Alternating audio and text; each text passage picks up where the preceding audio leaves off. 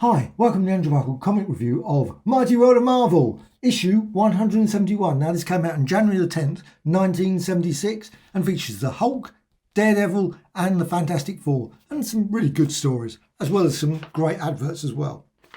So let's just go through the first one, and the Hulk. Now, this is MODOK.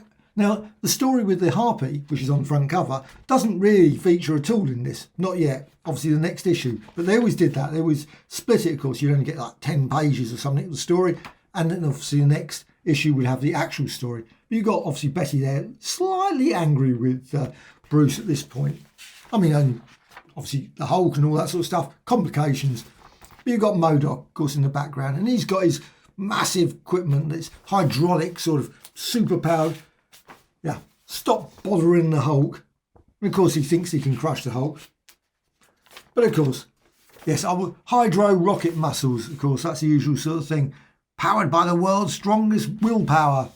As if that's going to work. I'll grind you to dust kind of thing. Yeah. Well, anyways, of course, MODOK has got a number of other features.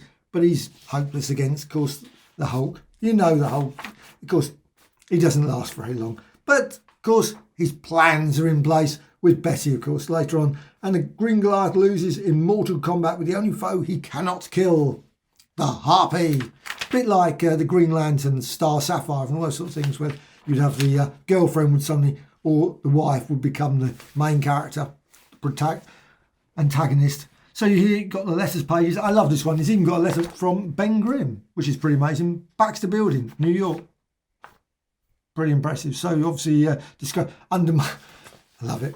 And also, of course, got this as well. Occasionally, I don't think they'd had too many of these things. It's quite unusual for this. I always thought that occasionally you'd find them, but not that often. So to have one in this issue is quite a surprise.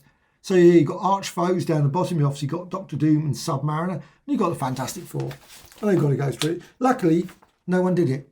Normally, of course, you get these ones, and quite often someone's obviously gone through it. You can see it goes through there. You just do it with your finger. That's the easiest way, and you can just follow through. Instead of doing it with pencil, which of course ruins it, or pen, or felt tip pen, even better, because that would go through the comic. I did that quite often. Felt tip pen, and then you turn the page around, and you find, ooh, gone right through it. However, look at this one. This one's Daredevil one, and I think that I don't know if that was a panel. I haven't looked. For the first issue, the Hulk one was from issue 168 Hulk, so that was about 1973, that sort of period, 73, 74, obviously a little bit before obviously the famous Wolverine one. So yeah, I don't know if that panel was used before or if they've just drawn that again or something else. I don't know, but still it's quite reasonable. You can see it's quite a nice sharp. So if it was actually a panel, it doesn't look like a front, but it might have been a front, but I don't know. However, this is the thing I liked about these ones. Look at how sharp that is. I mean, you can really go in very close and you can see that is really sharp. Near enough like Artisan Edition. Very sort of good. The story itself, I wasn't too impressed with. The Star Saxon wasn't a great one. But Barry Smith, I love Barry Smith's work. His early work, you can really tell the Jack Kirby. There you've got Jack Kirby very much. Near enough looks like Ant-Man, Giant Man, I should say. Where it's massive. And of course, you've got the Black Panther there as well. And I love that checkerboard sort of, I don't know, crossword puzzle look with the skyscrapers behind. That was always quite interesting. He used that quite a few times throughout.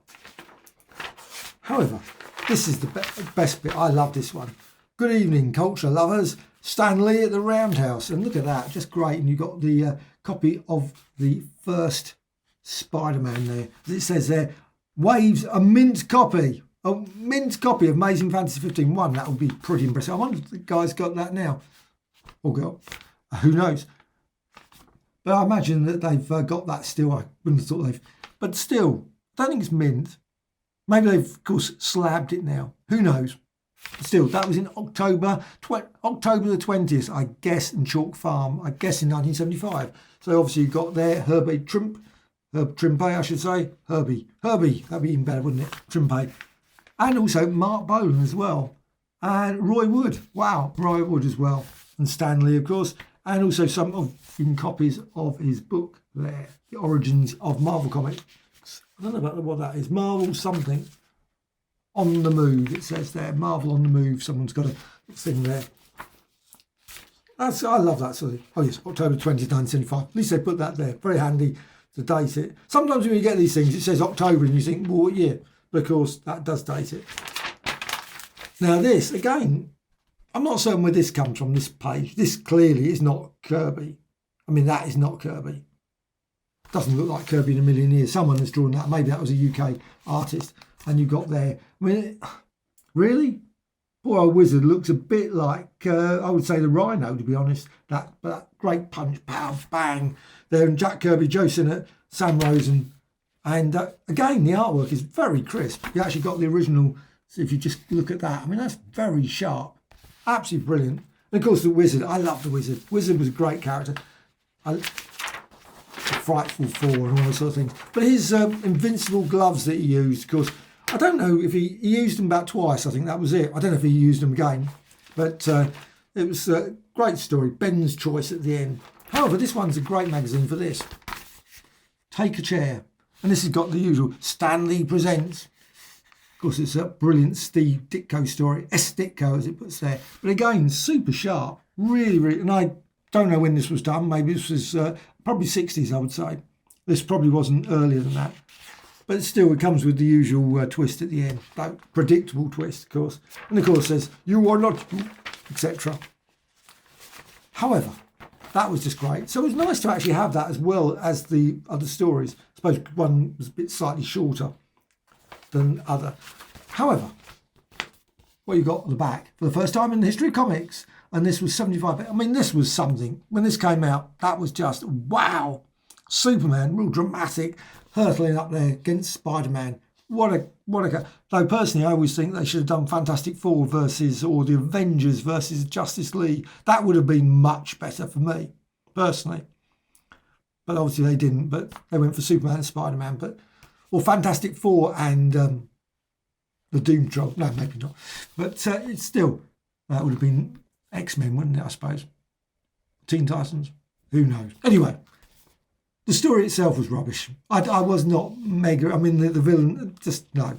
It didn't do much for me, actually, ultimately. But I remember at the time, I was over the moon with it. I haven't got a copy now. So maybe if I got a copy, I would look at it and say, well, actually, wasn't too bad. I don't know. My vague memory of it wasn't the greatest of stories. Still, Battle of the Century, as it says, 75 pence. And actually, that was 75 pence. That was quite a bit.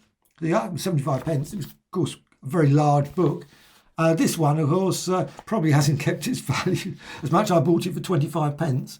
So 25 pence, slightly different. I imagine this one probably goes for a little bit more. But still, I love the stories. Really great. Lovely black and white work. Black and white's always great. Issue 171 of Mighty World of Marvel.